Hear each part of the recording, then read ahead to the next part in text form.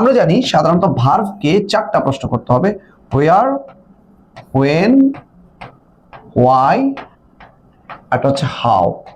4টা প্রশ্ন,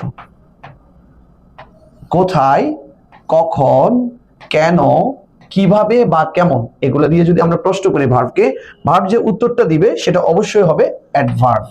ভার্ব যে অ্যান্সারটা দিবে সেটা হচ্ছে অ্যাডভার্ব। আর অ্যাডভার্বকে চেনার জন্য আপনি যে বিষয়টা মনে রাখবেন, স্থান, তারপর হচ্ছে সময়, তারপর হচ্ছে কারণ, এরপর হচ্ছে উপায়, এই 4টা বিষয়ের উপরে ডিপেন্ড করবে অ্যাডভার্ব। অর্থাৎ যে শব্দ বা শব্দগুচ্ছ দ্বারা স্থান, সময়, কারণ, উপায়কে নির্দেশ করে তাকে আমরা সাধারণত অ্যাডভার্ব বা অ্যাডভার্বিয়াল বলে থাকি। অ্যাডভার্বিয়ালের মধ্যে অ্যাডভার্বিয়াল ফ্রেজ থাকতে পারে, অ্যাডভার্বিয়াল ক্লজ থাকতে পারে। সাবজেক্ট বা ফাইনাইট ভার্ব একসাথে করে যদি থাকে তাহলে সেটা হচ্ছে অ্যাডভার্বিয়াল ক্লজ।